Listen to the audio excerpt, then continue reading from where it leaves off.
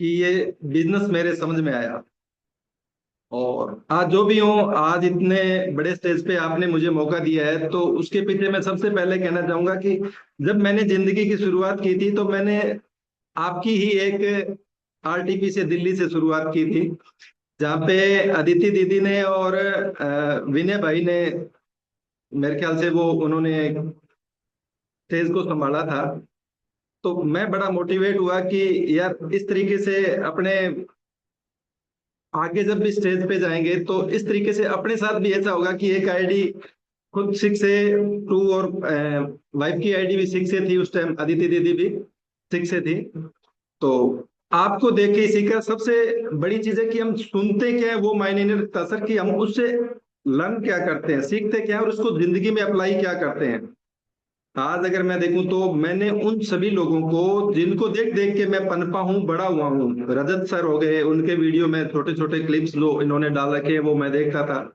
एक zoom meeting थी अपने दीपक सर की। तो दीपक सर की जूम मीटिंग में, उस दिन दीपक सर कहीं मीटिंग में थे, तो उस दिन पहली बार मैंने रोहित सर को देखा। तो वो चीज जो मैंने आज तक सीखी है वो मैं अप्लाई करता आ रहा हूँ रोज। रोहित सर की जो उन्होंने अफर्मेशन के बारे में बताया था कि ये ब्रह्मांड की चमत्कारी शक्तियों, मेरे तहे दिल से, मेरे अंतर्मन की गहराइयों से आपका धन्यवाद, धन्यवाद, धन्यवाद कि आपने मेरी जिंदगी में उन सभी घटनाओं, परिस्थितियों, भावनाओं, संभावनाओं, महत्वाकांक्षी और स्वप्नदर्शी व्यक्तियों को आकर्षित किया, जिससे मैं कामयाब हो रहा हूँ। मेरी विशाल टीम और विशाल हो रही है। मेरी टीम में जो वन्ने हैं वो टूए हो रहे हैं, टूए हैं वो थरिये हो रहे हैं, थरिये हैं वो फोरे हो रहे हैं, फोरे हैं वो फाइवे हो रहे हैं, फाइवे हैं वो सिक्से हो रहे हैं, सिक्से हैं वो सिक्से टू हो रहे हैं। और आपके आशीर्वाद से मैं 62 से 62-2 होने वाला हूँ। ये रात को, हर रात सोने से पहले मैं ये करके सोता हूँ। वो मैंने अप्लाई किया मेरी जिंदगी में और उसके ऊपर एक्शन लिया। अकेले अफर्मेशन से भी कुछ नहीं चलता अगर अपने उसके ऊपर एक्शन नहीं लेते। दूसरी चीज कि मैं आपसे बड़ा प्रभावित हूँ मनीष सर, कि आपकी जो स्टेज पे पकड़ है, आपको देख देख के मैंने आपके वीडियो दिखा दिखा के लोगों को मोटिवेट किया और मेरी टीम में मतलब आगे बढ़ा हूं मैं आपको देख देख के। तो सबसे पहले तो आपका दिल से धन्यवाद कि आप आज तक अगर देखूं तो अमृत कलश में खुद की अभी तक एक भी आरटीपी नहीं हुई है, और हम जो भी बड़े हैं वो आपकी आरटीपीओ में देख देख के आगे बढ़े हैं, टीम में ले जाके। आपका अभी दिल्ली में प्रोग्राम हुआ सुभाष सर का, तो वहां पे भी मेरी दिल्ली दिल्ली से मेरी 21 लोग बैठे थे। आपकी आरटीपी में मैं ज्यादा से ज्यादा लोगों को बिठा बिठा के भी आप, आज तक मैंने लगभग 5 ऐसी आरटीपी अटेंड की है जिसमें आपका रोल रहा है। तो आगरा हो चाहे आपके दिल्ली में हो, तो आपसे ही सीखा हूं जो भी है। मेरा अपना यहाँ पे कुछ भी नहीं है। आपका तो मैं धन्यवाद करना चाहता हूँ कि इतने बड़े स्टेज पे आपने मुझे मौका दिया। बाकी मैं अपनी स्टोरी के बारे में बताऊं तो जिस टाइम मैंने ये शुरू किया था उस टाइम में कंडीशन इस तरीके की थी, मेरे पास कोई हालात नहीं थे इस बिजनेस को शुरू करने के लिए या इस मशीन को खरीदने के लिए। क्योंकि मैं आपको बता दूं कि मेरे घर के पास में लगता हुआ एक प्लाट था और ईश्वर की कृपा रही कि वो मुझे लेना पड़ा, उस ऊपर वाले ने दिला दिया। मेरा कोई मूड नहीं था, ना मेरे पास पैसे थे। जस्ट घर के पास लगता हुआ 50-70 का प्लाट था। इस बिजनेस से शुरू करने से एक महीने पहले मैंने रजिस्ट्री कराई थी। उस घर के पास के प्लाट को खरीदने के लिए मेरे जो भी जमा पूंजी थी, 1-2 लाख ही होते हैं पुलिस के हेड कांस्टेबल के पास, और कुछ नहीं होता, इतना ज्यादा बचत होती नहीं है गवर्नमेंट एम्प्लॉय के पास। मेरे पड़ोसियों से, रिश्तेदारों से, जानकारों से, दोस्तों से जितना भी मैं ले सकता था उधार लिया। मेरी पत्नी के गहने 6 लाख तक के उन्होंने मुझे दिए इस प्लाट को खरीदने के लिए, कि प्लाट बार बार नहीं मिलेगा पास लगता हुआ। गहने तो फिर भी आ जाएंगे, दोबारा खरीद सकते हैं अपने, थोड़ा थोड़ा करके भी खरीद लेंगे तो वापस हो जाएगा।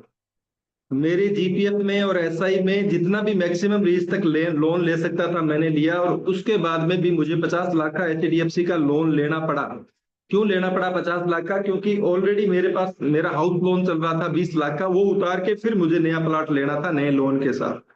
और उससे 10 एक महीने के बाद में सुभाष जी आते हैं कि इस मशीन को लेके अपने बिजनेस को शुरू करते हैं, ये मशीन भी काम करेगी और ये बिजनेस भी काम करेगा। मैंने कहा सुभाष जी मैं इसके बारे में सोच भी नहीं सकता, सपने में भी नहीं सोच सकता।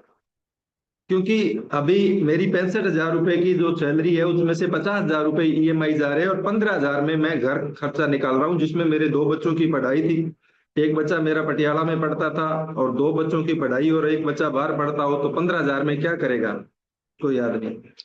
सर्वाइवर भी बड़ी मुश्किल से हो रहा था कि आपको बता दूं कि 10 तारीख के बाद में बड़ी मुश्किल हालात होते थे 20 दिन निकालने, इस कंडीशन से मैं जूझ रहा था। और वो कहते हैं कि 3 लाख, मैंने कहा 3 लाख का तो मैं सपना भी नहीं ले सकता। लेकिन उन्होंने जैसे तैसे मेरे को प्रयास किया कन्विंस करने का उन्होंने। लेकिन उन्होंने एक मैसेज छोड़ा रात को एक दिन कि ये जो 50 लाख का लोन है ये आपने 20 साल में उतारना है या फिर 2 साल में उतारना है। उस रात मुझे नींद नहीं आई थी क्योंकि मुझे पता था कि ये उतर सकता है। उससे पहले सुभाष जी मेरे से वो फाइवे हो गए थे, तब मेरे पास आना शुरू हो गए थे वो। और वो अपना डीएसएस भी दिखा के जाते थे कि इस बार इतना हुआ, इतना हुआ, इतना हुआ, और उस टाइम 6 से आ चुका था उनका। तो ये मुझे पता चल गया था कि ये 2 साल में हो सकता है। अगर सुभाष जी के साथ हुआ है तो मेरे साथ भी हो सकता है। अगले दिन मैंने सुभाष जी से एक बात पूछी कि मुझे इस 2 साल में 50 लाख को उतारने के लिए क्या करना पड़ेगा। तो उन्होंने पहले मुझे तैयार किया इसके लिए कि पहले तो ये डिसीजन लीजिए कि करना है क्या। क्योंकि एक बार शुरू होने के बाद में विकल्प नहीं है आपके पास। कल को आप 3 लाख का लोन लेके दोबारा मशीन लेके शुरू करो और 6 महीने के बाद में, 3 महीने के बाद में आप घर बैठ जाओगे मेरा बिजनेस नहीं चल रहा है। और पूरी जिंदगी मुझे बुलाना दो कि 50 लाख का ऑलरेडी लोन था और 3 लाख और दिलवा दिया, मरवा दिया, फंसवा दिया मुझे। ये मैं नहीं सुनूंगा, रुकने नहीं दूंगा। मैंने कहा मैं तैयार हूँ, कोई दिक्कत नहीं है, बताओ मुझे क्या करना पड़ेगा। कि उन्होंने बताया कि आपके मोबाइल में कितने को लोगों की कॉन्टैक्ट लिस्ट है। तो मैंने बोला लगभग लगभग 3,500 लोग हैं। तो उन्होंने कहा कुछ नहीं करना, इन 3,500 लोगों में से 1,000 लोगों को आपने डेमोस्ट्रेट करना है आने वाले 2 साल में। अगर आप ये कर लेते हो और उसके बाद में भी अगर आपका लोन बचा रहता है तो वो 50 के 50 लाख हो तो वो मैं भरूंगा, ये मेरी जवाबदारी है। लेकिन 1,000 डेमो होने चाहिए।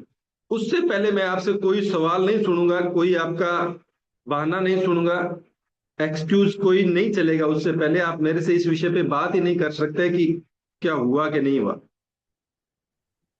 मैंने उसी दिन अपनी मशीन का ऑर्डर कर दिया था।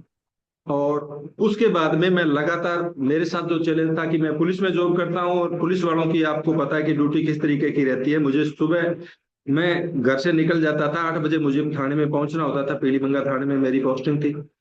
और थाने में पहुंचने के बाद में कितनी टाइम मिलता है, उस कंडीशन में मुझे 1,000 डेमो आने वाले 2 साल में करने थे। तो मैंने डिसीजन लिया कि जैसे भी हो, चाहे वो ड्यूटी के टाइम में हो किसी को या फिर ड्यूटी के बाद में हो, मैं कम से कम एक डेमो जरूर दूंगा। दो के प्रयास रहेंगे।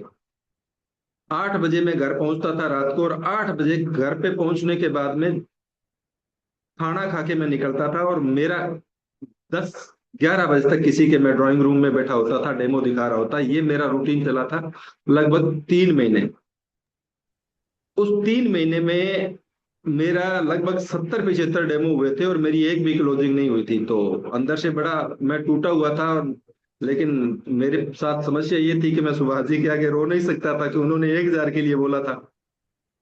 अब 1,000 डेमो से पहुंचने से पहले मैं सवाल नहीं कर सकता था। तो लेकिन एक दिन फोन पे चला था तो मैंने सुभाष जी से बात की कि सुभाष जी, हंसते हुए मैंने वैसे ही बात को शुरू किया कि यार 3 महीने हो गए और मैं डेमो तो डेली दिखा रहा हूँ, एक की एवरेज पड़ रही है, लेकिन एक भी क्लोजिंग नहीं हुई है। तो उन्होंने कहा ये तो अपना बात ही नहीं हुई थी, अपनी तो 1,000 डेमो की बात हुई है। अगर 1,000 डेमो के बाद में आपका रिजल्ट नहीं आए तब आप मेरे को बोलना। उसके बाद में भी मैंने प्रयास शुरू रखे और अगले महीने मेरी एक क्लोजिंग हुई थी। उससे अगले महीने पहली क्लोजिंग हुई तो उस दिन मैं हवा में उड़ता हुआ आया था और मेरे पैर जमीन पे नहीं लग रहे थे, क्योंकि मैंने फोन किया सुभाष जी को कि सर मेरा खाता खुल गया, अभी मुहूर्त हो गया। तो सुभाष जी ने कहा बस यहीं अटकी हुई थी कृपा, अभी आप देखना। उस महीने मेरी लगभग अगर अपने देखें 3 महीने में 17 क्लोजिंग हो गई थी उस टाइम। और उस टाइम मेरी जो थी वो, ये बात है 17 और 18 मई को मैंने पहला जो इवेंट देखा था 2024 में। 17 और 18 मई को मैंने पहला प्रोग्राम देखा था सर आपका, मनीष सर का, जो दिल्ली में रखा हुआ था। उस टाइम के बाद में मेरी हर लगातार भी 3 महीने की छुट्टी ली थी मैंने उस दौरान, जो 17 ज्वाइनिंग हुई। तो 17 ज्वाइनिंग होने के बाद में 3 महीने की छुट्टी लेके अब इसको बड़े लेवल पे करना है। और बड़े लेवल पे करने के लिए 3 महीने में 90 दिन में से ज्यादा 20 दिन घर पे रुका था। 70 दिन मेरी रातें थी वो मेरे घर से बाहर थी, और मेरी पूरी गाड़ी दौड़ी थी उस टाइम। और मजे की बात है कि उस छुट्टी के 3 महीनों में भी मेरी एक ही क्लोजिंग नहीं हुई थी। 17 के बाद में भी 3 महीने ऐसे रहे थे कि वहां पे भी मेरी एक भी क्लोजिंग नहीं हुई। लेकिन उस 3 महीने में मैंने जो ग्राउंड वर्क किया, कि क्लोजिंग नहीं होने के बाद में लोग यहाँ पे छोड़ जाते हैं, लेकिन मैंने उस टाइम अपने प्रयास दुगने किए थे। कि जहाँ पे मैंने जूम मीटिंग पे मैं बैठना शुरू हो गया, मैंने एक भी जूम नहीं छोड़ी उस टाइम। जूम मीटिंग में सुबह जो मॉर्निंग जूम होती है अपनी, वो नहीं छोड़ी। उसके बाद में जो भी इवेंट होते थे वो मैंने जो अपने लोकल में छोटे मोटे होते थे वो मैंने सुभाष जी के नहीं छोड़े। उसके बाद में भी 3 महीने में एक जूम क्लोजिंग नहीं हुई। तो सोचिए क्या कंडीशन में गुजरे थे। तब तक मैं 1 लाख से ऊपर का खर्चा कर चुका था मेरा। और उस प्रोग्राम के, जो आपके प्रोग्राम के बाद में जो लगभग अपना रूटीन चला, वो हर महीने मेरी 10 क्लोजिंग होनी शुरू हुई थी। और उसके बाद में आज तक कोई ऐसा महीना नहीं गया कि जहाँ पे 10 मेरी क्लोजिंग नहीं हो। लेकिन उन विपरीत परिस्थितियों में भी मैं लगातार लगा रहा, और लगे रहने का आज रिजल्ट है कि मैं आज इस स्टेज पे पहुंचा हूँ। कि 6 से मेरी वाइफ की आईडी 6 से है, मेरा बेटा 6 से 2 है, मेरी बेटी है। उसके बिहाफ पे एक आईडी मैंने जनरेट कर रखी है, वो 5 है। और वो जिस दिन 6 से हो जाएगी, अभी होने वाली है, 2 या 3 महीने लगेंगे, तो मेरी दोनों आइडिया 6 से 2 हो जाएगी। फर्क ये नहीं पड़ता कि मैं इस लेवल पे पहुंचा, फर्क ये पड़ता है कि इस लेवल पे पहुंचने के लिए मैंने अप्लाई किन चीजों को किया। कि आज के टाइम में अगर मैं अपनी चमड़ी के जूते बना के भी सुभाष जी के पैरों में पहनाऊं ना, तो मैं उनका एहसान नहीं उतार सकता। क्यों? क्योंकि उन्होंने ये बिजनेस में मुझे ला दिया, इतना ही बहुत था मेरे लिए। कि शुरुआत करवा दी उन्होंने मुझे, इस सिस्टम को ये सिस्टम दे दिया। उसके बाद में तो वो मैंने करना है, जितना करना है वो मेरे ऊपर है कि मैं कितनी मेहनत करता हूँ। मैंने एक बार भी आज तक उनको कभी भी किसी भी कंडीशन में ये उलाना नहीं दिया कि चला कि नहीं चला। आज तक मैं ऋणी हूँ सुभाष जी का कि उन्होंने ये बिजनेस मुझे दिया। और दूसरी चीज है कि आज अपने अपने देखें कि अगर कैंगन में आने के बाद में भी अगर कोई आदमी कामयाब नहीं होता है, तो मैंने बार बार जो मोटिवेशनल वीडियो मैं देखता रहता हूँ, तो उसमें मुझे मेरे सामने एक वीडियो आया था जिसमें एक बात बोली थी अमर चौधरी जी ने कि नाचना कहाँ है। किस बात से फर्क नहीं पड़ता कि आपको कितना अच्छा नाचना आता है, लेकिन नाचना कहाँ है, उस बात से फर्क पड़ता है। क्योंकि आज के टाइम में देखें तो बहुत से लोग हैं जो बहुत ज्यादा टैलेंटेड होते हैं, और बहुत ज्यादा टैलेंटेड होने के बावजूद भी वो जिंदगी में उतने सक्सेस नहीं होते जितनी उनकी काबिलियत है। तो उसके पीछे का अगर कोई कारण रहता है, तो वो उनका प्लेटफॉर्म है कि वो सही प्लेटफॉर्म पर नहीं नाच रहे हैं। कि आज से पहले मैं भी शैलेंद्र जोड़ था, यही शैलेंद्र जोड़ था जो पिछले 29 साल से राजस्थान पुलिस की जॉब कर रहा है। और महीने के 15 से ज्यादा दिन है वो फाके में गुजरते थे। लेकिन आज अगर अपने देखूं तो मैं एक अलग प्लेटफॉर्म पे मैंने नाचना शुरू किया। उन्होंने स्टोरी में बताया था कि आज अगर मैं और ऋतिक रोशन दोनों में अगर नाचने में देखे ना, तो नाचने में ऋतिक रोशन मेरे से बहुत बढ़िया है। लेकिन फर्क इस बात से पड़ता है कि ऋतिक रोशन को अगर झुग्गी झोपड़ी में वो नाचना शुरू करे और उसने वो 2 घंटे परफॉर्मेंस दे, हजारों लोग वहां पे खड़े हैं, और वो हजारों लोग उसको कोई 10 पैसे 20 पैसे 50 पैसे 25 पैसे करके और 18 रुपए 50 पैसे इकट्ठे करके दे। और मान लीजिए कि मैं मुकेश अंबानी जी के बेटे की शादी में नाचता हूं, मैं बहुत घटिया नाचा, और उन्होंने मेरे मुंह पे 1.5 लाख रुपए मारे फेंके कि ये लो कि आज के बाद में दिखना नहीं चाहिए, आ मत जाना मेरी शादी में। तो फर्क किस चीज से पड़ा? कि आप नाच कहाँ रहे हैं। अगर कैंगन में आने के बाद में भी आप गलत जगह पे नाच रहे हो और अपना सही एफर्ट यहाँ पे नहीं लगा रहे हो, तो इसका मतलब क्या है कि फायदा वो नहीं मिल रहा है जो मिलना चाहिए। क्योंकि नाचने की जो स्टेज है वो गलत है। 1 मिनट सर, मैं थोड़ा पर्दा लगा देता हूँ। दोस्तों, अगर आप सुन रहे हैं शैलेंद्र जी को ध्यान से, तो उन्होंने दो तीन बातें ऐसी बताई हैं जिसपे काफी गौर करना चाहिए आप सभी लोगों को। कि जब इन्होंने बिजनेस शुरू किया तो लगातार 3 महीने में इन्होंने 60-70 डेमो दिखाए और एक भी क्लोजिंग नहीं हुई। पहली चीज। इस बीच में ज्यादातर लोग टूट जाते हैं।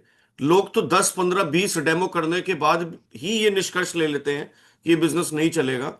लेकिन इनका पहले दिन से ये माइंडसेट था कि ये 1,000 लोगों को डेमो दिखाएंगे। तो 70 डेमो पर निष्कर्ष निकाला ही नहीं जा सकता था। दूसरा, बिल्कुल सर। राइट, दूसरा शैलेंद्र जी ने एक बात और बताई आप सभी को कि शैलेंद्र जी की जब 17 क्लोजिंग हो गई थी, उसके बाद इन्होंने 3 महीने ड्यूटी से छुट्टी लेकर इस बिजनेस को फुल टाइम करने की कोशिश करी, और उन 3 महीनों में एक भी मशीन नहीं बिकी। पार्ट टाइम में 17 बिक गई अपनी जॉब के साथ, लेकिन फुल टाइम में एक भी यूनिट क्लोज नहीं हुई। लेकिन उसके बावजूद भी इन्होंने काम को कम नहीं किया, बल्कि अपना प्रयास और बढ़ाया। और दिल्ली की आरटीपी इन्होंने अटेंड करी थी 17-18 मई 2024। शैलेंद्र जी, उस आरटीपी के बारे में थोड़ा बताइए। उस आरटीपी के अंदर जब आप आए थे, कितने लोगों को लेके आए थे, और उसके ऊपर इन्वेस्टमेंट क्या थी, क्या सभी, उसके बाद फर्क क्या पड़ा उस आरटीपी को अटेंड करके आपके जीवन में? उस आरटीपी में मैं 17 लोगों को लेके आया था सर। और उस 17 लोगों का टोटल खर्चा तो जो था वो मैंने वहन किया था, क्योंकि मैंने एक टेम्पो ट्रेवल बस बुक की थी। तो उस आरटीपी का जो लगभग 4,000 रुपए का टिकट था, और एक आदमी के ऊपर जो टोटल मेरा खर्चा 6,000 पड़ा था। तो उतना खर्चा मैं लगा चुका था। और उस 3 महीने में जब मैंने छुट्टी ली थी तो मेरी गाड़ी डेली दौड़ती थी। तो 1.25 लाख से ऊपर का डीजल का खर्चा, और आरटीपी में जो लोगों को लेके गया था उनका खर्चा हो चुका था मेरा। क्योंकि लोग इन्वेस्टमेंट नहीं करते हैं बिजनेस के ऊपर। अगर अपने बिजनेस को, अगर नाम ही बिजनेस आ गया तो वहां पे अपने को इन्वेस्टमेंट डालना पड़ेगा। इवेंट का बहुत बड़ा प्रोग्राम रहता है कि जो इवेंट का बहुत बड़ा रोल रहता है अपनी इस बिजनेस में कामयाबी के लिए। और आज तक अगर मैं देखूं तो हर इवेंट में उसके बाद में मेरे उससे कम लोग नहीं बैठे हर बार। अभी आखिर जो अपना प्रोग्राम हुआ था आगरा में, मेरे 100 लोग बैठे थे सर उस प्रोग्राम। ताज वाले में मेरे 100 लोग बैठे थे। तो राइट। वो चीज है कि आज अगर अपनी कामयाबी के लिए नेटवर्क मार्केटिंग और एमएलएम और कैंगन में आए हैं तो पैसा कहां से आएगा? उसके पीछे आज जिंदगी में कोई भी आदमी अगर पैसा कमा रहा है तो दो फैक्टर काम करते हैं उसमें। सबसे पहला जो काम करता है टाइम, और दूसरा सर्किल, समय और दायरा। ये दो फैक्टर काम करते हैं हमेशा। अगर समय की बात करें तो दिल्ली में भी 24 घंटे हैं, और हनुमानगढ़ में हर आदमी के पास 24 घंटे हैं। कि भगवान में इस मामले में किसी के साथ कोई दुर्व्यवहार नहीं किया है कि किसी को 25 दिए या किसी को, सबको 24 दिए हैं। इसी 24 घंटे में कोई आदमी कामयाब है, इसी 24 घंटे में कोई नाकाम है। इसी 24 घंटे में एक आदमी 300 रुपए कमाता है, और इसी 24 घंटे में एक आदमी 300 करोड़ भी कमाता है। तो उसके पीछे कारण क्या रहता है कि 24 घंटे में 8 घंटे, सॉरी मैं ये क्षमा चाहूंगा कि हमारे यहाँ पीपीटी कल्चर नहीं है, हमारे सीधे वर्बली चलते हैं। तो अगर आप नोट कर लेंगे तो ज्यादा बेटर रहेगा, जो भी लोग हैं। क्योंकि पीपीटी वाला अभी हमें चलाना ही नहीं आता। मेरे बेटे ने मेरे को ये चला के दिया है अभी लैपटॉप पे। मेरे को तो ये भी चलाने नहीं आती अच्छी तरीके से, जूम भी मोबाइल पे मैं चला लेता हूँ। हम पीपीटी नहीं चाहते, हम साक्षात आप ही को सुनना चाहते हैं, बोलिए सर। तो 8 घंटे उसमें अपने सोने के लिए चाहिए, और 8 घंटे हमारे खाना पीना नहाना धोना परिवार के समाज के और काम पे जाने आने के रहते हैं। उसके बाद में 8 घंटे बचते हैं किसी भी व्यक्ति के पास।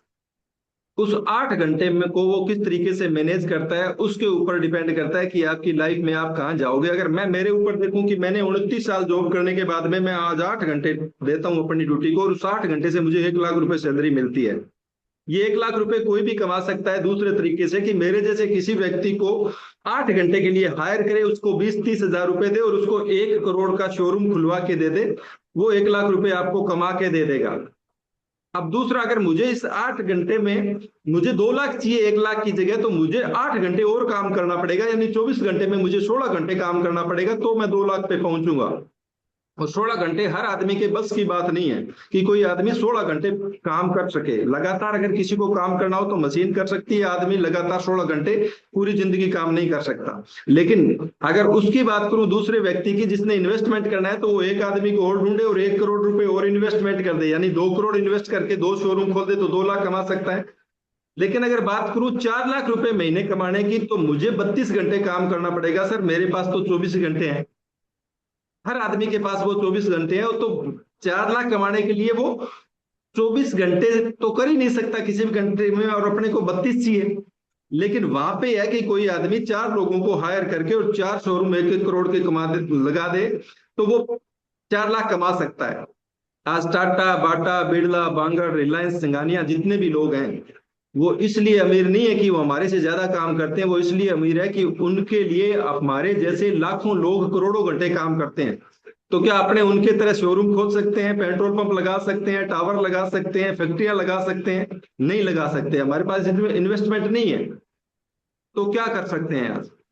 आज अगर मैं देखूं मनीष सर, तो मेरी टीम में 500 लोग हो चुके हैं, और लॉ ऑफ नेचर है कि अगर किसी की टीम बनती है, 500 लोग हैं, तो 10% लोग एक्टिवली काम करने वाले हैं, और 10% एक्टिवली काम करते हैं तो 50 लोग काम कर रहे हैं, और 50 लोग अगर 5-5 घंटा भी काम करें तो 24 घंटे में 250 घंटे काम होने लग गया। इसलिए मुझे 2.5 साल में 1.25 करोड़ आए हैं, एवरेज 4 लाख की पड़ी है।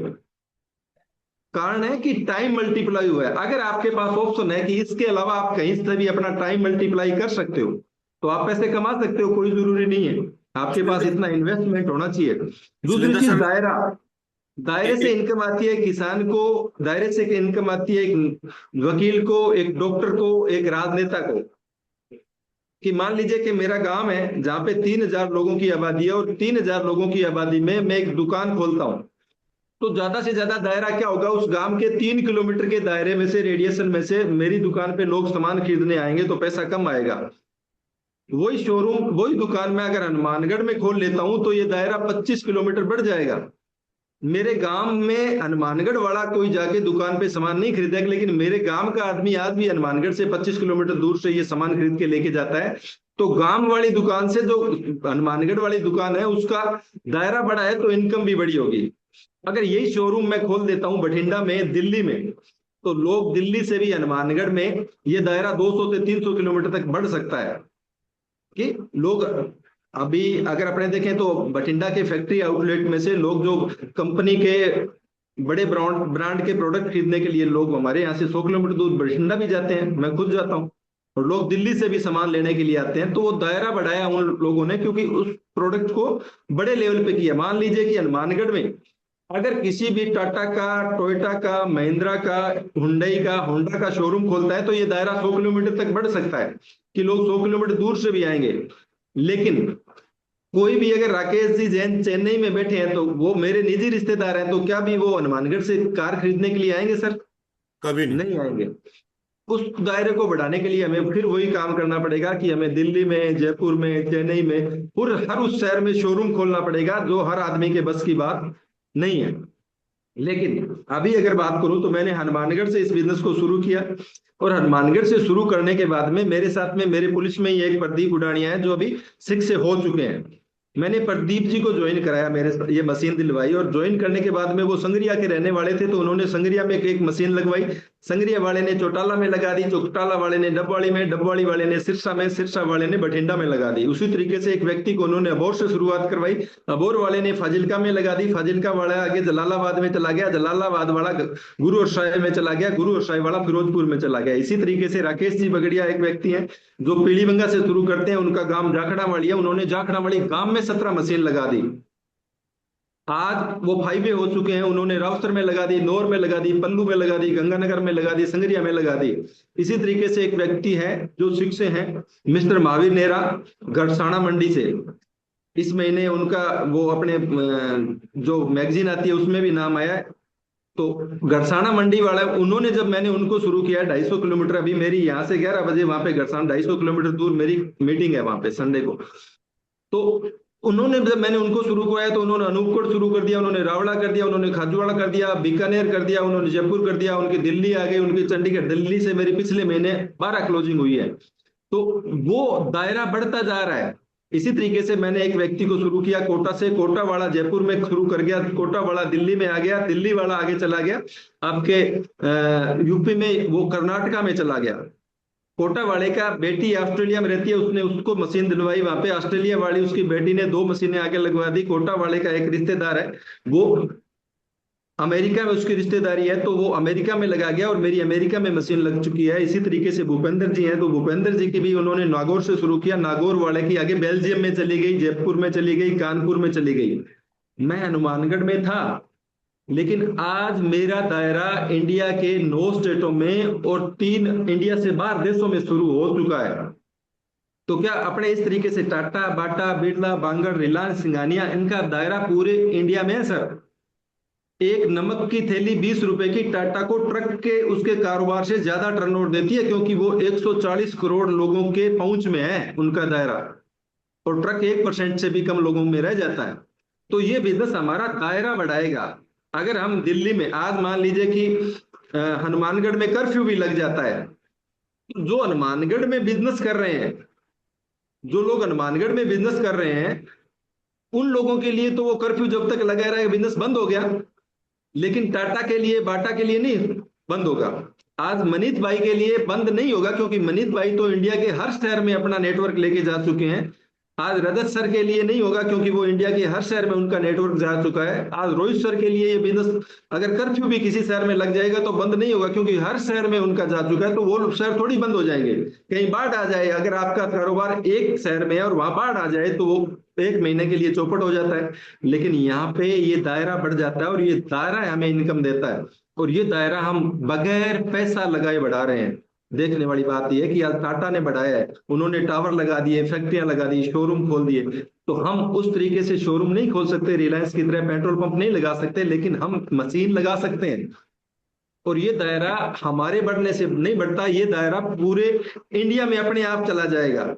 क्योंकि हमारी जानकारी जिन लोगों से है, वो आगे से आगे, एक टमाटर में कितने बीज हो सकते हैं हम गिन सकते हैं, लेकिन एक बीज में कितने टमाटर होंगे हम नहीं गिन सकते। कि उस बीज से पौधा लगता है, और उसके टमाटर लगते हैं, उसके बीज निकलते हैं, वो फिर पौधा बनते हैं, और फिर वो टमाटर लगते हैं, फिर वो कंडीशन यहाँ पे होगी। ये बिजनेस हमारा दायरा और हमारा टाइम दोनों बढ़ाएगा। और जिस भी आदमी ने इस दुनिया में अपना टाइम एंड सर्किल, समय और दायरा बढ़ाया है, वो ही बड़ा पैसा कमा के गया है। और ये अपॉर्चुनिटी है, और लोग इसमें आने के बाद में भी ये समझ नहीं पाते, वो कहीं और नाचते रहते हैं, यहाँ पे नहीं नाच रहे होते। शैलेंद्र हाँ। सर, एक बात पूछनी है आपसे। आप अभी भी ड्यूटी पे हैं, अभी भी ड्यूटी कर रहे हैं, और उसके साथ बिजनेस कर रहे हैं, अगर मैं गलत नहीं हूं, अभी आपने जॉब नहीं छोड़ी। बिल्कुल सर। और पुलिस ऑफिसर की ड्यूटी सबसे टफ ड्यूटी मानी जाती है, क्योंकि कब पेश होना पड़ जाए, कहाँ जाना पड़ जाए त्योहारों में। मतलब दुनिया में सबके त्योहार होते हैं, लेकिन शायद पुलिस वालों के त्योहार नहीं होते। नहीं होते सर।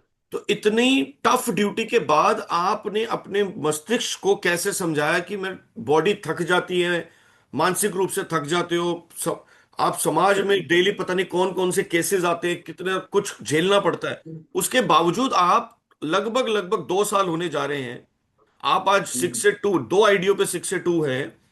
कैसे आपने बिजनेस को बिल्ड किया? संडे को अभी आप 250 किलोमीटर दूर जाएंगे।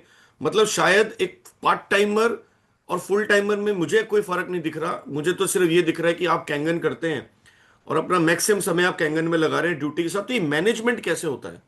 क्योंकि बहुत सारे लोग मैनेजमेंट मैनेज नहीं कर पाते। बिल्कुल सही है सर। मैनेज जो होता है वो उस विजन के लिए हो रहा है।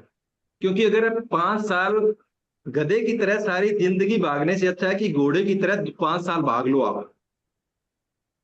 क्योंकि मैंने पिछले 29 साल पुलिस की जॉब में रहते हुए चीज देखी है कि आज अगर कोई भी आदमी काम कर रहा है, तो क्यों कर रहा है, उसके पीछे का कारण क्या है। कि कोई भी आदमी, अगर मेरे आग लगी हुई है, तो उसके पीछे के 3 रीजन काम करते हैं।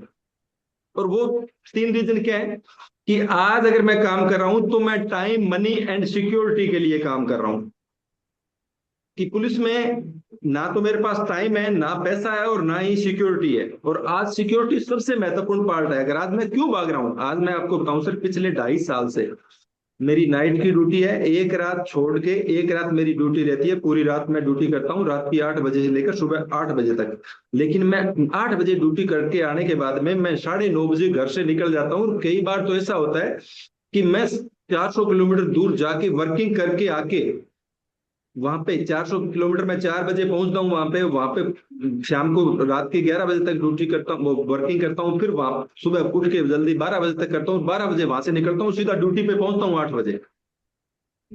ऐसे हालात से मैं अभी गुजरा हूँ पिछले 2.5 साल में। अभी भी मेरी 15 नाइट मेरी ड्यूटी रहती है। मैंने अपने आप को इस तरीके से डाल लिया कि मैंने 5 साल भागना है। और टाइम, मनी एंड सिक्योरिटी के लिए, अगर आप कोई भी काम करते हैं तो टाइम, मनी और सिक्योरिटी के लिए, आज देखें तो टाइम, मनी और सिक्योरिटी आज किसी के पास भी नहीं है। इसमें अगर अपने देखें तो किसान होता है, अपने किसान होता है, दूसरा नौकरी पैसा होता है, तीसरा व्यापारी होता है, और चौथा अपने कैंगन मान ले। अगर टाइम की बात करें अपने किसान के पास, तो टाइम खूब है। आपके यहाँ पे किसान है कुछ लोग? शायद मीटिंग में नहीं होंगे। मीटिंग में किसान नहीं होंगे।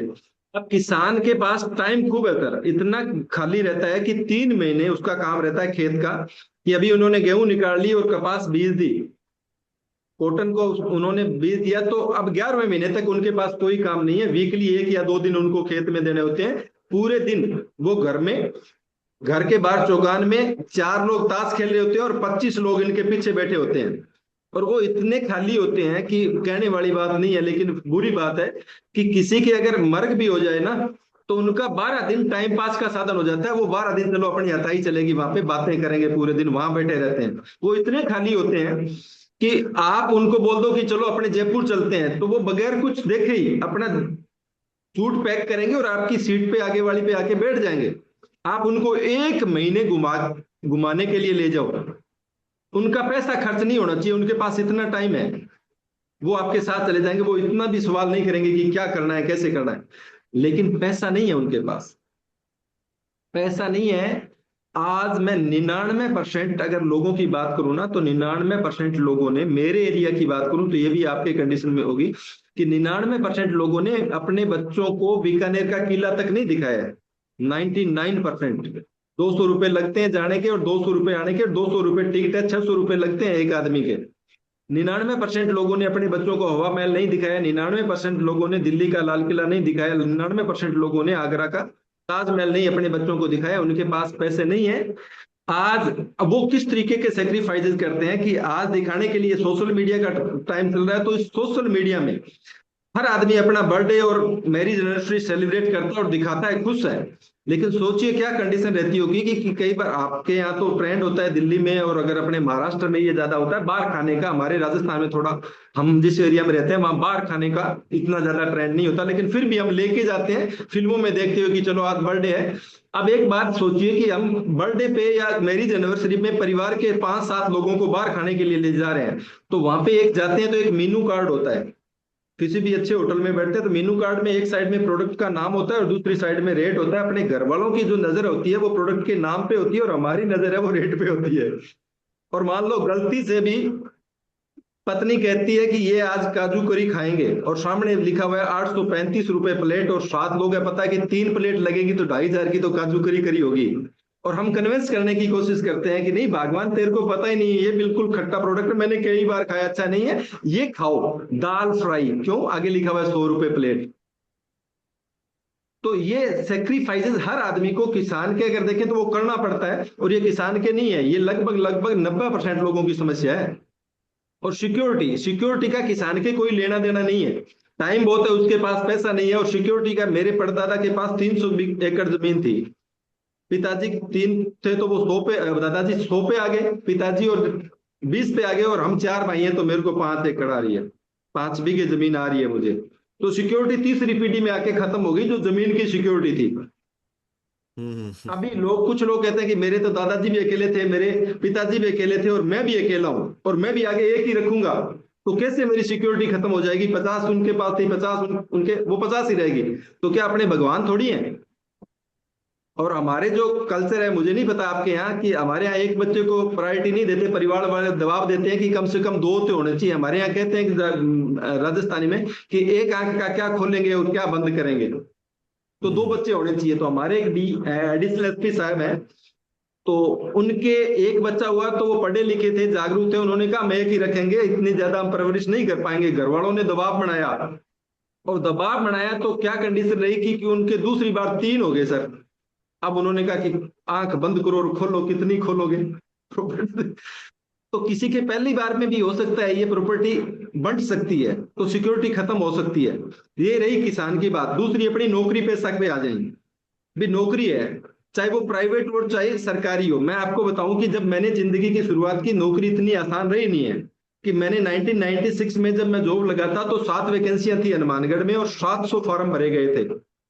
लेकिन आज हनुमानगढ़ में 7 वैकेंसियों के लिए 7 लाख फॉर्म भरे जाते हैं। तो मेरे बेटे को 1 लाख के पीछे, एक सीट के पीछे 1 लाख लोगों से कंपटीशन करना पड़ेगा, मुझे 100 से करना पड़ा था। और अभी आगे नेक्स्ट जनरेशन को देखें तो वो 70 लाख पे भी जाएगी सर। दुनिया की कोई भी सरकार जिस तरीके से जनसंख्या बढ़ रही है, वो नौकरी दे ही नहीं सकती। चाहे वो प्राइवेट हो तो वहां पे भी इतना ही कंपटीशन है, और प्राइवेट और सरकारी में देखें तो प्राइवेट नौकरी लगने के बाद में भी कोई गारंटी नहीं है कि कंपनी कब आपको बाहर निकाल दे, कि आपकी सिक्योरिटी खत्म हो जाए। नौकरी पेशा मैं खुद हूं, ना मेरे पास टाइम है, ना पैसा है, और ना ही सिक्योरिटी है। भाग रहे हैं, पता नहीं क्यों भाग रहे हैं, चूहा दौड़ चल रही है।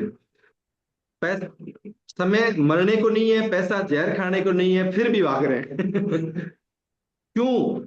सिक्योरिटी की अगर बात करें तो मैं एक छोटा सा, मैंने एक हकीकत की, ये सत्य घटना है। प्राइवेट जॉब की अपने बात करते हैं तो सबसे पहले तो अपने 1 अप्रैल की बात करते हैं। 1 अप्रैल 2026 को दुनिया की सबसे बड़ी कंपनी 30,000 लोगों के घर में, जिस टाइम वो खाना खा रहे थे और खाना खा के नहा के और टाई बांध रहे थे ड्यूटी पे जाने के लिए, वो एक मेल भेजती है कि कल का दिन आपकी जिंदगी का आखिरी दिन था और आपकी उसकी सैलरी आपके खाते में आ चुकी है, आज आप ड्यूटी पे मत आना। दुनिया की सबसे बड़ी 7वें नंबर की कंपनी थी, और उसमें से 14,000 इंडियंस थे, और वो लोग थे जो 1.5 लाख से 2 लाख ऊपर कमाने वाले थे। प्राइवेट जॉब में यहां तक आके सिक्योरिटी खत्म हो जाती है। मैं एक स्टोरी बताता हूं आपको। बेंगलोर का एक व्यक्ति था जिसकी 80 लाख रुपए के पैकेज पे वो काम कर रहा था। उसकी पत्नी दिल्ली में सॉफ्टवेयर इंजीनियर थी जो 50 लाख के पैकेज पे काम कर रही थी। 3-4 साल ड्यूटी करने के बाद में उसने अपनी पत्नी को बोला कि यार, अपने पैसे तो कमा रहे हैं लेकिन जी नहीं रहे हैं, तो एक आदमी अपने छोड़ दे तो अपने एक से भी अपने घर का अच्छा खर्चा निकल सकता है। तो पत्नी ने जॉब छोड़ दी, दोनों साथ रहने लगे। वो 80 लाख वाला पैकेज 1 करोड़ पे चला गया। लेकिन जब 1 करोड़ का पैकेज होता है तो खर्चे भी उस तरीके के होते हैं, लायबिलिटियां भी उस तरीके की पाल लेते हैं अपने। करोड़ों का घर खरीदा, ईएमआई चलाई, 70 लाख की कार खरीदी, उसकी ईएमआई चल रही है। और उस व्यक्ति को 1 करोड़ के पैकेज होने के बाद में भी पैरालिसिस अटैक आया। कंपनी ने पूरा जोर लगाया, कंपनी ने कहा कि बेंगलोर के बढ़िया से बढ़िया हॉस्पिटल में भर्ती कराओ उसको। 1 महीने तक इलाज चला और 1 महीने में समझ में आ गया कि ये बंदा जल्दी ठीक होने वाला नहीं है। कंपनी ने उसकी जगह 40 लाख के पैकेज वाले दूसरे को रख लिया और उसको हॉस्पिटल से रिलीज किया कि अब अपना संभालो। सोचो, 1 करोड़ का पैकेज था उसका। उसकी पत्नी जॉब कर नहीं सकती उस कंडीशन में उसको छोड़ने के लिए, लेकिन उसकी लायबिलिटियां 1 करोड़ के हिसाब दे दी। उसका भी आज करोड़ों का बंगला था जिसकी ईएमआई आ रही थी, उसकी 70 लाख की कार थी जिसकी ईएमआई आ रही थी। वो कैसे सरवाइव करेगा? और ये किसी के साथ भी हो सकता है प्राइवेट जॉब में। तो किस चीज की सिक्योरिटी है, एक बात बताओ। कि आज मैं गवर्नमेंट जॉब में हूं, 2004 के बाद में पेंशन स्कीम बंद है, तो किस चीज की सिक्योरिटी है? कि 60 साल की उम्र में जाने के बाद में आदमी के घर के खर्चे कम हो जाते हैं क्या? क्यों कर रहे हैं हम कैंगन? उस सिक्योरिटी के लिए कर रहे हैं। व्यापारी को अगर अपने देखें, तीसरा आती है तो पहला किसान, दूसरा नौकरी पेशा, और तीसरा व्यापारी। व्यापारी के पास पैसा खूब है, बहुत पैसा है उसके पास, जितना पैसा लगाएगा उतनी वो कमाएगा। मान लो 10 लाख रुपए लगाए हैं तो उसके पास 10 लाख के हिसाब से इनकम आए, और जिसने 10 करोड़ रुपए लगा रखे हैं उसको 10 करोड़ के हिसाब से इनकम आएगी। बहुत पैसा है उसके पास, लेकिन टाइम उसके पास भी नहीं है। जो 10 करोड़ लगा के बैठता है उसके पास 3 फोन चलते हैं, इधर वाला करता है, इधर वाला आ जाता है, इधर वाला करता है, इधर वाला आ जाता है। वो अपने बच्चों को सोते हुए लंबा बढ़ता देखता है, वो उसके साथ नहीं जी पाता। हाइट में इस तरीके से खड़ा उसके साथ नहीं जी पाता, क्योंकि सुबह 7 बजे निकलता है, बच्चा सो रहा है, रात को 11 बजे आता है, बच्चा सो रहा है। तो वो सोते हुए लंबा बढ़ता है कि पिछले साल तो ये 5 फुट का था और आज इस साल 5 फुट 3 इंच का हो गया। बेड पे सोते हुए लंबा बढ़ता देख रहा है। और इस तरीके की कंडीशन होती है। मेरा एक रिश्तेदार है, अगर टाइम की बात करूं ना, मेरा एक रिश्तेदार है सिरसा में, बहुत बड़ा कारोबार है उसका। कि उसका कपड़े का बहुत बड़ा शोरूम है, उसके जूते का बहुत बड़ा शोरूम है। वो खुद एक कोलोनाइजर है, वो कॉलोनियां काटता है। वो खुद मकान बना के, कोठियां बना बना के लोगों को बेचता है। उसका बहुत बड़ा ऑफिस है, उसका खुद का भट्टा है। लेकिन एक दिन मैं उसके जो प्रॉपर्टी वाले ऑफिस में बैठा था तो उसकी पत्नी का फोन आया। पत्नी का फोन आया कि आज मुझे शॉपिंग करनी है। तो वो पत्नी का फोन काटता है, दूसरा फोन मिलाता है और बोलता है, रामू मैडम को शॉपिंग करा ला। मैंने कहा, भाई तू करोड़ों किसके लिए करा रहा है, कमा रहा है, जब तेरी पत्नी को शॉपिंग रामू करा रहा है? उसके लिए तो टाइम निकाल, किसके लिए कमा रहा है? तो पता चले कि सुबह मॉर्निंग वॉक में भी रामू जा रहा है पत्नी के साथ, फिर क्या फायदा हुआ उस पैसे का? टाइम। आज मैं, अगर आपने सवाल किया कि मैं क्यों दौड़ रहा हूं, मुझे भी टाइम चाहिए। क्योंकि आपने जो बोला, मैं भी चाहता हूं कि मैं मेरी दिवाली मेरे बच्चों के साथ मेरे घर में बिताऊं, जो पिछले 29 साल में आज तक मैंने नहीं बिताई। मैं भी चाहता हूं कि मैं मेरे बच्चों के साथ होली खेलूं। जो मैंने पिछले 29 साल में नहीं खेली उनके साथ, क्योंकि पुलिस वालों की ड्यूटी रहती है उस टाइम जितना भी कोई आ जाता है ना, कि हम अपनी परिवार के साथ शादी तक नहीं कर सकते, सिर्फ उसी दिन जाना होता है और उसी दिन वापस आना होता है, इतनी छुट्टियां मिलती है। तो आज व्यापारी है, उसके पास ऐसा बहुत है टाइम नहीं है और सिक्योरिटी भी नहीं है सर। मैं आपको बता दूं कि बहुत बड़े बड़े व्यापारी मैंने देखे हैं। गंगानगर में एक मॉल था, सीजीआर मॉल, और अगर 2020-21 से पहले देखूं तो वो 200 करोड़ का सेटअप था सर। 200 करोड़ बहुत बड़ी अमाउंट होती है। 200 करोड़ का सेटअप कोरोना में बैंड चढ़ गया, हम्म। बैंक करप्ट हो गया वो। 200 करोड़ का सेटअप, और 200 करोड़, कोई आदमी अपनी जिंदगी में सपना होता है कि मैं अगर 2 करोड़ भी कमा लूं, और वो 200 करोड़ लगा के सिक्योरिटी दे के गया था अपने परिवार को, सोचता था। लेकिन आज बैंक करप्ट है, वो बैंक के पास गिरवी पड़ा है वो 200 करोड़ का पूरा सेटअप। मेरे हनुमानगढ़ में ही एक व्यक्ति है जिसने 18 साल की उम्र में अपने सोचा था कि मैं कपड़े का दुकान खोलूंगा, शोरूम करूंगा। उसने एक कपड़े की दुकान पे वो गया और वो काम सीखना शुरू किया। 2 साल तक उसने काम सीखा। 20 साल की उम्र में उसने अपनी एक दुकान की, 5 लाख रुपए लगा के, 5 लाख रुपए लगा के उसने दुकान की। बड़ी शिद्दत से उसने उस दुकान को चलाया। 28 साल की उम्र में उसने शादी की। 30 साल की उम्र में उसका एक बच्चा हुआ। 30 साल की उम्र में बच्चा हुआ। 40 साल की उम्र में वो उस एक 5 लाख रुपए वाली दुकान को 1 करोड़ के शोरूम में तब्दील कर गया। उसकी पत्नी रानी की तरह रहती थी, जो चीज मांगती थी उससे पहले उसको मिलते थे। हमारे यहाँ मदान इंटरनेशनल एक बहुत बड़ा स्कूल है, मदान इंटरनेशनल स्कूल, जो फ्रेंचाइजी है इंटरनेशनल, और उस फ्रेंचाइजी में उसके बच्चे पढ़ते थे। 40 साल की उम्र में 1 करोड़ का शोरूम होने के बाद में भी उसको हार्ट अटैक आया, और वो 1 करोड़ वाला शोरूम उसका 10 साल का बेटा नहीं चला पाया। सिक्योरिटी खत्म हो गई, 17 लाख में बेच के निकला है। उसकी पत्नी जो रानी की तरह रहती थी, 9,000 रुपए के लिए एक प्राइवेट स्कूल में जॉब कर रही है। उसका बच्चा जो मदान इंटरनेशनल में पढ़ता था, 9,000 में नहीं पढ़ पाता, वो एक सरकारी स्कूल में जा रहा है। छुट्टी होने के बाद में वो अपनी माँ के साथ हाथ बटा रहा है पैसा कमाने में। ऐसी हालात हो जाती है। किस चीज की सिक्योरिटी है सर? उस लिए भाग रहा हूं आज मैं, कि मुझे पता है 5 साल के लिए।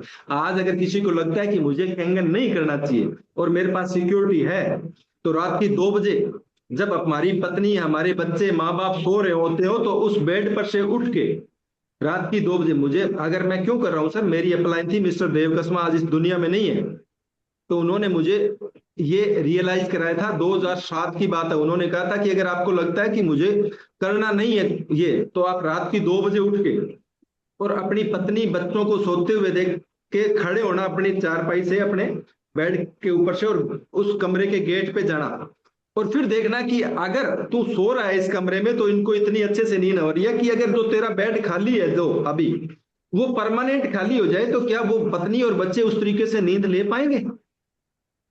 रात को नींद नहीं आएगी सर। अगर ऊपर सर साया नहीं हो ना, हाथ नहीं हो बच्चों के ऊपर माँ बाप का, तो सिक्योरिटी खत्म हो जाती है उस लेवल पे। रूह कांप जाती है उस रात को। कभी करके देखना, मैंने करके देखा है। रोंगटे खड़े हो जाते हैं कि अगर वो परमानेंट खाली हो जाए मेरी वाली जगह, तो क्या सिक्योरिटी हमारे परिवार के लिए? क्यों कर रहा हूं? क्योंकि मैंने देखा है आज कि 5 साल अगर मैं कैंगन को करूंगा तो उसके बाद में मुझे टाइम ही टाइम होगा। सुभाष जी मंडा है, फ्री एंट्री। पिछले 1 साल में अगर अपने देखें तो उनकी पत्नी को जो प्रेग्नेंट थी, और पहले बच्चा जब हुआ था, तो वो जिंदगी में भाग रहे थे, स्ट्रगल कर रहे थे। उनकी पत्नी ने बोला कि पिछली डिलीवरी में भी आप मेरे साथ नहीं थे, और अब क्या आपकी बार ऐसा करने वाले हो? तो सुभाष जी ने एक बात बोली, नहीं, अब की बार 9 के 9 महीने तेरे साथ रहूंगा। और पूरे 9 महीने अपनी पत्नी के साथ थे। उनकी पोस्टिंग बाड़मेर में, फलसूट में है, तो 9 महीने अपनी, मुश्किल से महीने में 3 या 4 दिन आते थे। और उन 9 महीनों में हमें सुभाष जी का टाइम बिल्कुल भी नहीं मिला था। और उस 9 महीने में रहने के बाद में भी उनकी 40 लाख रुपए इनकम थी उस 9 महीनों तक। अगर अपने उपदेश मलिक सर की बात करें कि एक व्यक्ति विजन लेता है, उस टाइम में विजन लेता है 2015 में, जब मलेशिया से मशीन लानी होती थी। लोगों ने बोला कि इतनी महंगी मशीन इस इंडिया में नहीं बिकेगी, गरीब देश है, लेकिन उन्होंने डिसीजन लिया कि आज नहीं बिकेगी, भविष्य में बिकेगी। उन्होंने डिसीजन लिया क्योंकि उन्होंने देखा कि मैं 50 साल का तो हो चुका हूं, और 50 साल में जो लोग आज से 50 साल पहले जिनके पिताजी के पैरों में चप्पल नहीं हुआ करती थी, उनके बच्चे हैं वो 20-20 हजार के जूते पहन रहे हैं। 2000 में जिनके घर में लैंडलाइन नहीं हुआ करती थी, वो आज 1-1 लाख का मोबाइल लेके घूम रहे हैं। आज से 20 साल पहले जिन लोगों के घरों में साइकिल नहीं हुआ करती थी, वो आज 20 लाख की 50 लाख की गाड़ी लेके घूम रहे हैं, चाहे वो ईएमआई पे है लेकिन भर रहे हैं वो। आज से 20 साल पहले जिन लोगों के घरों में कच्चे होते थे, आज वो पक्के मकानों में बल्कि कोठियों में रह रहे हैं। ये सारी चीजें बदली हैं, तो ये भी बदलेगी, टाइम लगेगा इसके लिए। उन्होंने डिसीजन लिया। सोचिए क्या परिस्थिति रही होगी कि एक मशीन के लिए क्या उनको मलेशिया थोड़ी जाते थे, वो 4-4 मशीनें इकट्ठी करते थे और मलेशिया से लेके आते थे, क्योंकि एक मशीन के लिए जाएंगे आएंगे तो वो एयर टिकट में ही लग जाएगा उनका खर्चा। और 4 महीने के बाद में 4 मशीनें आती थी, लोगों से पैसा लेते थे तो बोलते थे कि मशीन कब आएगी, 4 महीने के बाद में आएगी। और 2016 में ये इंडिया में लॉन्च हो गई, तो ये आसान हुआ उनका। 2021 तक आते आते उन्होंने डैश 3 मैंने सुना है जो अचीव कर लिया था, लेकिन ऊपर वाले को कुछ और ही मंजूर था और वो इस दुनिया से चले गए, उपदेश मलिक सर। अब उस लेवल पे उन्होंने जो सिक्योरिटी दी कि उन्होंने हजारों जिंदा लोग छोड़ के गए थे अपने परिवार के लिए। वो खुद चले गए थे लेकिन अपने परिवार के काम के लिए, काम करने के लिए हजारों जिंदा लोग छोड़ के गए थे। वो नहीं गए थे इस दुनिया से, और वो आज हजारों लोग लाखों में कन्वर्ट हो चुके हैं। और जहां तक मैंने सुना है कि उनकी एवरेज इनकम है वो 1 करोड़ के करीब रहती है महीने की। महीने की। और इस तरीके की सिक्योरिटी अपने देके जा सकते हैं, इसलिए भाग रहा हूं सर कि ये सिक्योरिटी चाहिए कि आज पैसे के लिए तो कम से कम ना। मैंने यहां तक देखा है कि आपने भी अपने एरिया में, अपने अड़ोस पड़ोस में, जानकारी रिश्तेदारी में कोरोना में देखा होगा कि बहुत से ऐसे लोग थे जो वेल सेटल थे, उनके परिवार, उनके पत्नी, बच्चे, माँ बाप बहुत अच्छी जिंदगी जी रहे थे, लेकिन वो बंदा चला गया जो कमा रहा था और वो सड़क पे आ गए। शैलेंद्र जी, मेरा एक बड़ा बहुत ही बेसिक सा सवाल है। मुझे मैं इसलिए पूछ रहा हूँ बिकॉज मोटिवेशन जो आप आज बातें बता रहे हैं ये बिल्कुल सत्य हैं, प्रैक्टिकल हैं। इससे इंसान मोटिवेट हो जाता है, राइट? आपको सुन के हर आदमी को लगेगा यार मुझे भी करना चाहिए। लेकिन 2 4 5 दिन काम करने के बाद दोबारा वो इंसान उसी बिल में छुप जाता है जिस बिल से उसको निकाला था, और वापस उसी कंडीशन में आ जाता है कि नहीं, वो एनर्जी बिल्कुल ड्रेन आउट हो जाती है। मोटिवेशन 2 4 दिन तक तो लास्ट करता है, लेकिन अंदर से जो इंस्पिरेशन होता है, अंदर से जो इंसान के अंदर की का होता है, नहीं मुझे खुद करना है, चाहे मेरे साथ मेरा अपलाइन है या नहीं है, चाहे मैं कितनी दूर रहता हूं, चाहे मेरे साथ स्थिति सही है नहीं है, चाहे मैं जॉब पे हूं। तो वो मोटिवेशन कहीं ना कहीं आपका भी डाउन हुआ होगा, बीच बीच में होता होगा शुरू में। तो आपने कैसे अपने आप को बरकरार रखा और कैसे मेंटेन रखा कि आप लगातार काम करते गए? बिल्कुल सही है सर, आपकी बात से मैं सहमत हूं कि मोटिवेशन डिमोटिवेट हर आदमी होता है। लेकिन जो सबसे मेरा मोटिवेशन था सर, मेरी बेटी है अभी, वो 10th में हुई है अभी। अगर आपका बच्चा और आपकी पत्नी आपको मोटिवेट नहीं कर सकती, तो दुनिया का कोई भी मोटिवेशनल ट्रेनर भी आपको मोटिवेट नहीं कर सकता। मेरा मोटिवेशन मेरा परिवार है, क्योंकि आज मैं उनके लिए कर रहा हूं। जब तक हम अपने लिए करते जाएंगे तब तक आप थकेंगे कि मुझे क्या चाहिए यार, चला लेंगे काम।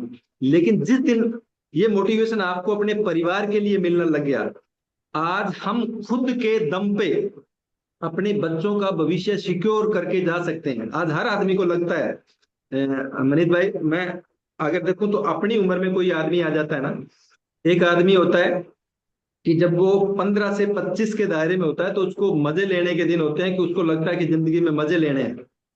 लेकिन 25 के दायरे से जब उसके आके शादी हो जाती है ना, उसके पीछे जिम्मेवारी आ जाती है, तो उसके बाद में ये उसको लगने लग जाता है कि यार मजे तो नहीं ले पाएंगे, कमाना भी पड़ेगा। लेकिन वही आदमी जब 40 की उम्र में आ जाता है और 40 से 50 के बीच में चला जाता है, तो उसके बच्चे हो जाते हैं, वो 10 15 20 साल के हो जाते हैं। अब 15 साल का बच्चा है, उसको पता है कि यार मैं मेरी जिंदगी में जूझ रहा हूं।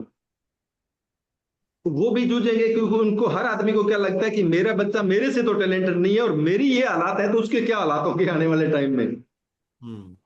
आज एक बात मान के चलिए कि सुभाष जी अक्सर एक बात बोलते हैं कि आज अगर अपनी शादी होती है तो अपने कार्ड बांटते हैं सर, एक आदमी औसत 500 से 1000 कार्ड बांटता है, लेकिन उन 500 1000 कार्ड जिनको देते हैं वो भी तो अपने बच्चों की शादी में हमें कार्ड देते हैं। हम्म।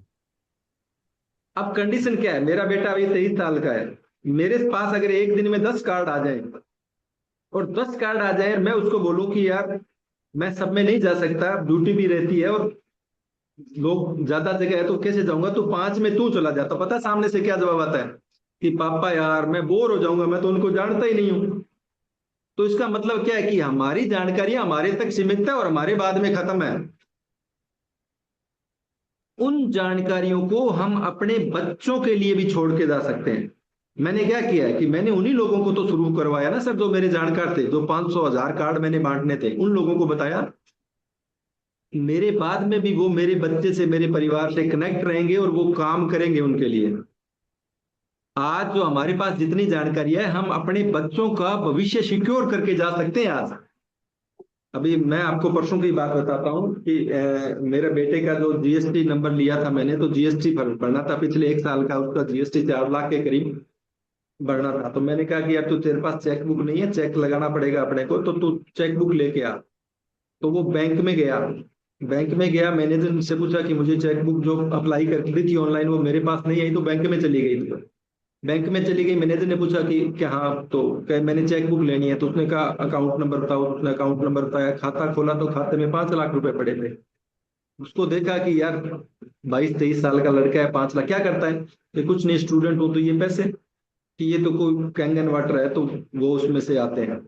तो उसने बिठा लिया, कि उसने बताया कि पापा बड़ा मजा आया आज मुझे बैंक में, क्या कि वो मेरे को सामने बिठा के, मैनेजर जो मेरे को पूछता ही नहीं है, वो मेरे को बिठाता कि बैठिए सर बैठिए, और ये देखिए इंश्योरेंस प्लान है, ये आपका इन्वेस्टमेंट प्लान है, आप इनमें से ये करिए वो करिए, कि मेरी जिंदगी में मुझे बहुत अच्छा फील हुआ आज पहली बार। तो अपने दम पर हम बच्चों, अपने बच्चों को ये फील करवा के जा सकते हैं। क्यों, मैं क्यों कर रहा हूँ सर, क्योंकि मुझे तो लगता था कि सिक्स सिक्स से बहुत बड़ा अचीवमेंट है, और सिक्स से हो जाते हैं तो ये हो जाता है और वो हो जाते हैं, लेकिन जितना आगे बढ़ते जाते हैं उतना ज्यादा मजा आता है। कि अभी मेरा पहला जो 3 महीने वाला जो मेरा 62 का बोनस आया, वो 1,66,000 का आया, मैंने सोचा 30 40 हजार आएगा। ये कैंगन में संभव है, शैलेंद्र जी, ये कैंगन में संभव है। अपने कुछ बच्चों को बातें सिक्योर करके जा सकते हैं। कुछ बातें क्योंकि हमारे पास समय कम है, क्योंकि आपको भी आगे निकलना है, तो 10-15 मिनट हम लोगों के सवाल जवाब लेंगे, लेकिन एक दो सवाल मेरे बचे हैं तो हम लोग उसको कंप्लीट कर लेते हैं। आपने जब ज्वाइनिंग करा था तो आपकी ज्वाइनिंग 2024 की है या 23 में? 2023 अक्टूबर 2023 की शुरुआत की थी। 2023 अक्टूबर में आपने ज्वाइन किया था, और लगभग लगभग भी 2.5 साल कंप्लीट आप कर चुके हैं इस बिजनेस में। हाँ, हाँ जी। तो आप शिक्षक कितने टाइम में बने थे? 14 महीने। 14 महीने में आप पार्ट टाइम में शिक्षक बने हैं? बिल्कुल सर। तो शिक्षक बनने के दौरान आपके 3 महीने ऐसे भी गए हैं जबकि आप फुल टाइम कर रहे थे और आपकी जीरो सेल थी, बिल्कुल सर। और आपने कहा मेरी कि जिस आप जिस बोलिए जिस सर। महीने मेरा 6 से आया था ना, 46 क्लोजिंग के साथ किया था सर मैंने। 46 क्लोजिंग के साथ आपका शिक्षक हुआ था। उस महीने का चेक कितना था जब आप शिक्षक बने थे जिस महीने? उस महीने का मेरा चेक था सर लगभग 23,31,000 के करीब था वो, एक महीने का चेक। और वो मेरी 2 साल की सैलरी से थोड़ा सा ज्यादा था।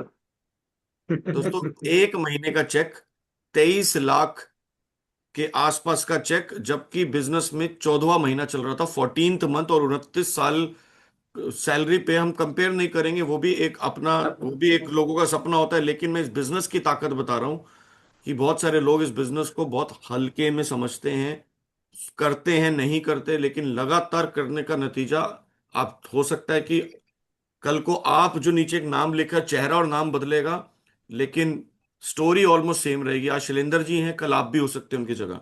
तो शैलेंद्र जी, अब काम करते हैं, कुछ 10-15 मिनट के लिए हम लोगों के कुछ सवाल जवाब ले लेते हैं, ताकि लोग आपसे कुछ बात कर पाए, पूछ पाए। तो किसी का भी कोई सवाल हो, आप हैंड रेज कीजिए, हम आपको अनम्यूट करेंगे। Any question. सुभाष जी ने जो बोला था सर कि 2 साल में उतरेगा, मेरे 6 के चेक में मेरी आधा लोन क्लियर हो गया था।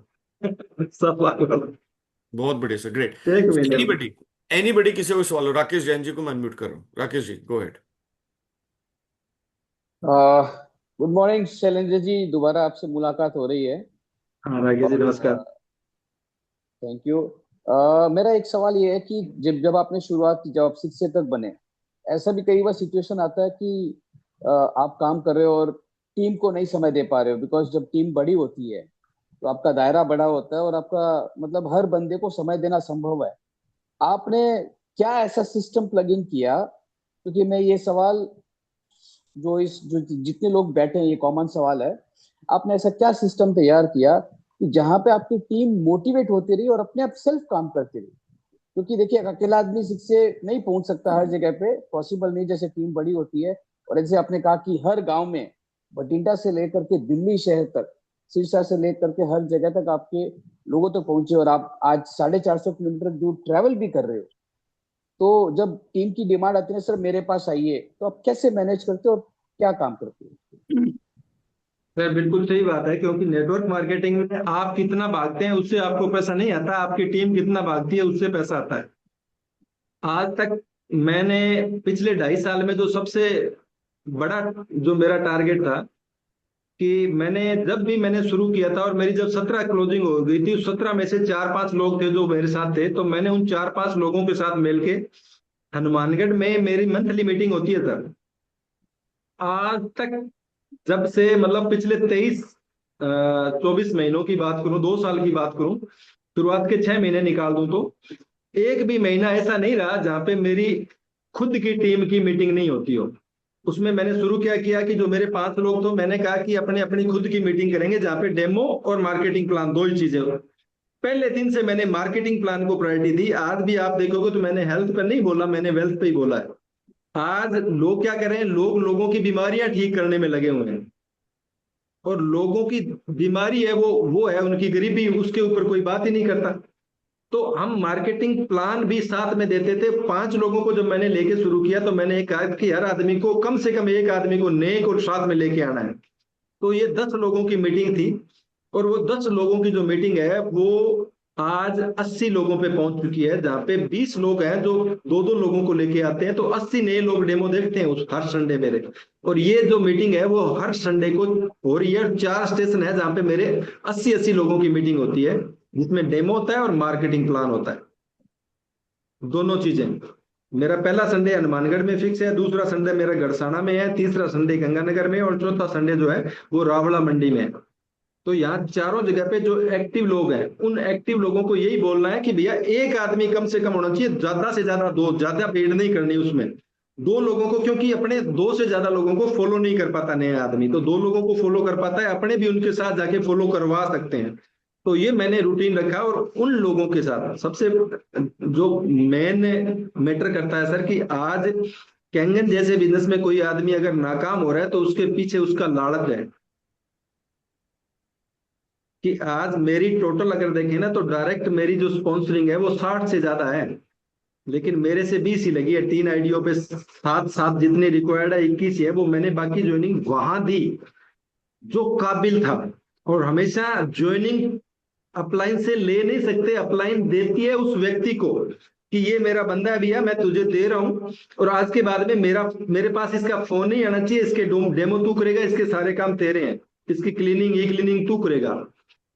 विड्थ में नहीं बढ़ाया मैंने अभी तक, मैंने लोगों को डेवलप किया। कि आज अगर अपने देखें तो मेरी टीम में अगर 9 शिक्षे और मैं शिक्षे 2 हूँ, 9 लोग हैं मेरे समेत, और 2 जो है जिनकी 100 हो चुकी है, लेकिन 9+1 के चक्कर में वो पिछले 2 महीनों से रुके हुए हैं कि 9+1 उनके साथ लगे हुए हैं, तो 11 हो जाएंगे आंकड़ों में। पीछे का कारण क्या है कि उसमें से जो अभी हो रहे हैं वो मेरे दिए हुए कुछ लोग, इनमें से जो डायरेक्ट 9 लोग हैं उसमें से 7 मेरे डायरेक्ट हैं,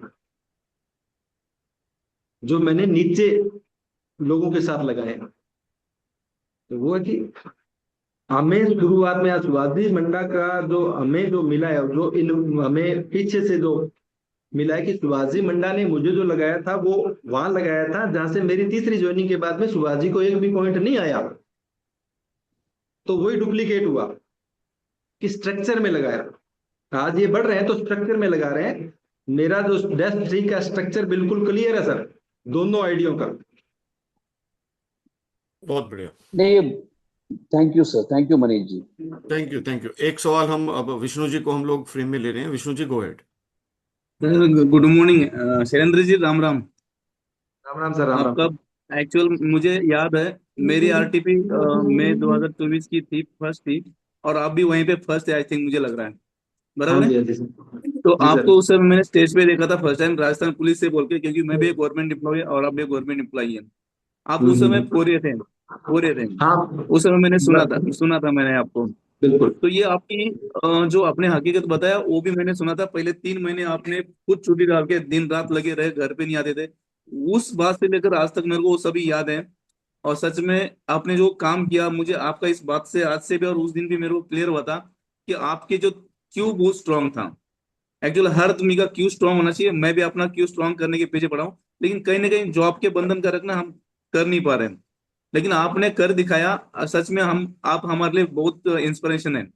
और ये चीज मैंने आपका देखा, आपका क्यों भी आपकी फैमिली है और आपका मोटिवेशन भी आपकी फैमिली है। जहाँ पे आपको सब चुप फैमिली है तो वहां पे कोई हार नहीं होने वाली है। लेकिन यहाँ पे ना सब मन की बात आती है, क्योंकि हम सोचते हैं कि नहीं हो पाता है। यहीं पे हम खुद अटक जाते हैं। जो आपने बोला कि सच में आप खाट से उतर के देख लो, जो बच्चे सोए हैं, फैमिली सोए हैं, वो बहुत मन को लगने वाला है। सच में आप उनका फ्यूचर कर रहे हो, ये हम सब में लागू हो जाता है। फिर आपका मैंने दूसरा एक देखा, तो नया आपसे मैं ये पूछना था, कोई नया जुड़ जाता है तब उसको कैसे मेंटेन करते हैं? क्योंकि आपके पीछे बहुत सारा लोगों का कारवा जमा हो गया है। तो उनको, नए वालों को ट्रेनिंग आप डेली लेते हैं, मंथली लेते हैं, वीकली लेते हैं, और बाद में फिर खुद आप किसी का फॉलो भी करते हैं? ये मुझे जानना था, क्योंकि मेरा भी अभी 4 होने वाला है। क्योंकि मुझे भले लेट हो गया, शायद आपने दिन रात की आपकी इतनी मेहनत मैं नहीं कर पा रहा हूँ। लेकिन डिफेंस में होने के कारण बहुत सारे रिस्ट्रिक्शन है, आप जानते हैं, मैं भी जानता हूँ। बट लेकिन ये मैं जानना चाहता हूँ कि नए जो जुड़ गए, अभी उसको मल्टीप्लाई करने का बस मेरे को थोड़ा बता दीजिए। देखिए सर, ये बिजनेस तब बढ़ेगा जब कोई पोटेंशियल पर्सन आएगा। कोई पोटेंशियल पर्सन आएगा तब बढ़ेगा, लेकिन वो आए